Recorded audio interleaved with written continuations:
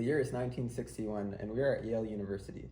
Stanley Milgram, a psychologist, is conducting an experiment on obedience. 40 participants are chosen for the study, which they are told is about learning. Instead, the experimenter is looking to see how far against the participant's personal conscience the participants can be convinced to act on the orders of an authority figure. The experiment involved 3 people: the experimenter, who facilitated the experiment and acted as an authority figure; the learner, who was an actor instructed to act as though they were in various levels of pain in response to the participant pressing the shock button; and the participant, who was the focus of the study. Each time the learner gave the incorrect answer, the learner made a mistake. Please shock him. the participant would be instructed to shock the learner. The voltage of the shock would increase with every wrong answer, up to 450 volts. When the participant expressed reservations about hurting the learner, Please, no, it's hurting him. What are you doing? What is this study? The experiment requires you to continue. the experimenter would tell them they had no choice but to continue. If the teacher resisted, they were prompted by the authority to continue to administer the shock. It is absolutely essential for you to continue this experiment. No! Please! Stop! It was only upon resisting 4 prompts that the experiment ended. You got it! What are you doing here, man? What is this? I'll give it. Take my money. I don't want my money. I'm hurting him. You have no other choice. You agreed to this. Ah! My aorta doesn't work. The results were surprising. 65% of participants continued with the experiment until the final shock, even though most of them felt they were administering the most severe pain they could. No participants stopped before 300 volts. Okay, so today we're going to be talking about the philosophical implications of the Milgram experiment.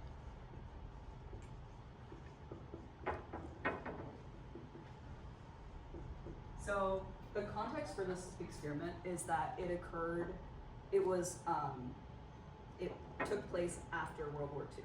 So the experimenter, Stanley Milgram, wanted to figure out what drove the Nazis to commit genocide and how so many people could have been involved in that process. People that seemed generally normal. Originally, he planned to compare a set of American and German participants. His idea was that the American participants would be less likely to follow the orders of an authority figure than the German participants. But after doing the experiment with the American participants, who were very eager to respond to the orders of an authority figure, he abandoned the comparison part of it because of those shocking results. So the philosophical implications of that, since most of the participants followed the orders of the experimenter, even though they knew they were committing something harmful, that basically says something about the nature of evil. It seems to show that evil actions aren't necessarily performed by someone with like an evil nature or an evil psychology. So even normal people can commit evil actions. It also shows something about the desire of humans to sort of be obedient to authority figures, even when it goes against their own conscience or their own values. And so there's sort of like this disconnect that comes up between the values of an individual and their actions when an authority figure comes into play. We're going to be talking about Eichmann, Adolf Eichmann, that's an N.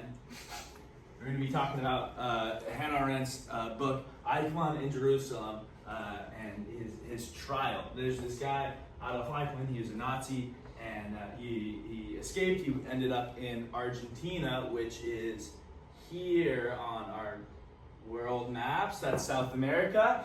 And what happened, and this is in the 60s, so this is 15 years after the end of World War II, they go, and the Zionist movement ends up, this is the Mediterranean, and this is the nation of Israel, and they get some Israeli guys to go pick up Eichmann. They kidnap him.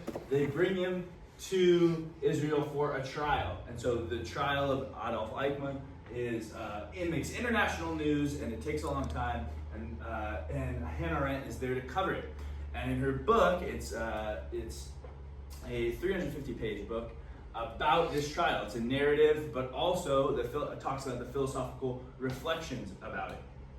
Interestingly, this is 15 years after the end of World War II. This is not the Nuremberg trials or some of the trials that immediately followed the end of World War II.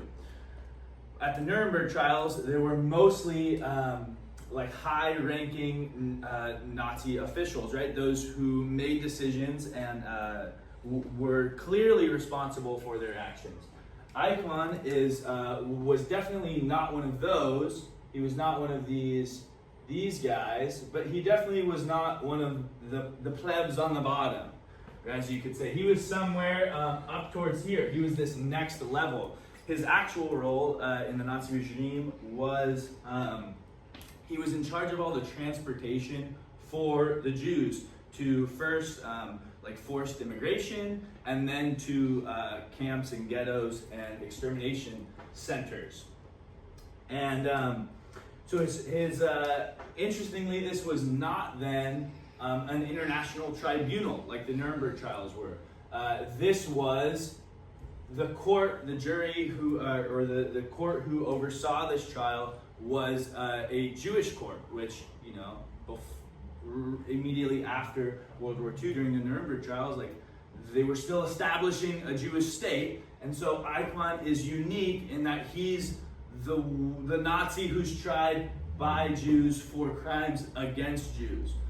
Again, he was not tried by an international tribunal, and he was also not tried by the countries in places that he committed crimes. So it's not like he's tried either in Germany or the Czech Republic or Poland, right? He's tried in Jerusalem, in Israel, in a nation that didn't exist during his crimes. His practical role, he's in charge of transportation, and he's going to say that he followed orders. He is going to, during the trial, continually affirm that, hey, you guys, I was just following orders. And he's not going to take responsibility for actions that he wasn't told to do. His moral role is a couple interesting points. One, he denied hating Jews or wanting to kill them. He continually denied that throughout. Again, he was just doing his job. He interestingly invokes Kant's categorical imperative at one point in his defense. He says he's just following this universal law. When pressed on that, and Arendt makes this clear in her account, it's an appeal to following the law of the land as though it was a universal law. And so again, this is just blind obedience to the land. That's very different from the categorical imperative in either or any of its formulations. Another interesting thing about Eichmann in his moral role is Arendt mentions that he speaks only in stock phrases or cliches or bureaucratic jargon. And it's tough then to see any self-reflective thoughtfulness in Eichmann. He's clearly intellectually capable, right? Because he manages and runs this massive transportation system. But then there's this thoughtlessness and or lack of thoughtfulness and lack of reflection about the significance of his actions. He's remarkably uncritical about his doings. Okay, there's a bunch of interesting philosophical implications, but here are a few. One, we can think about and ask about the nature of evil here. Is Eichmann evil in himself? He surely committed evil actions, but what do we do with Eichmann? Is he evil? Can you be not evil but do evil actions? What's the relationship there? Again, another question is, what is the purpose of this trial? How do we weigh? I mean, he's obvious. He was. Everyone knew he was guilty and going to be sentenced to murder the whole way through. So, like, what are we really doing here? I mean, and then we can, sure, if we want to, we can talk about justice more broadly and the purpose of any trials. And then this third one is, again, like, Eichmann's responsibility in the face of blind obedience, right? He denies he really did anything except follow orders. So how liable is he for his actions? We're going to talk about some questions surrounding obedience to authority. And what obedience to authority brings out relates to the difference between moral responsibility and legal responsibility. And so there's some important things that we need to talk about with regards to legal responsibility and moral responsibility in order to get to our central question, which is essentially, what are the implications that there's no deservingness of punishment when one acts morally and permissibly, while there is deservingness of punishment when one acts unlawfully. So here we go. Legal responsibility assumes that one essentially is accountable under the law.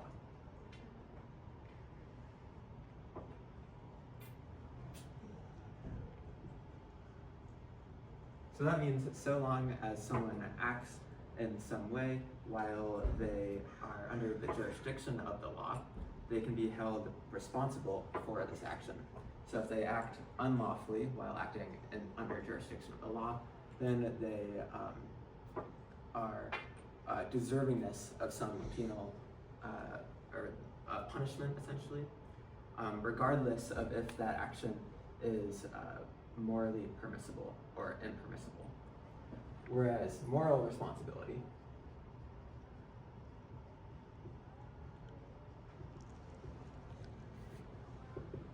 just says that an agent who acts in such a way can be said that they're the subject or target of moral evaluation.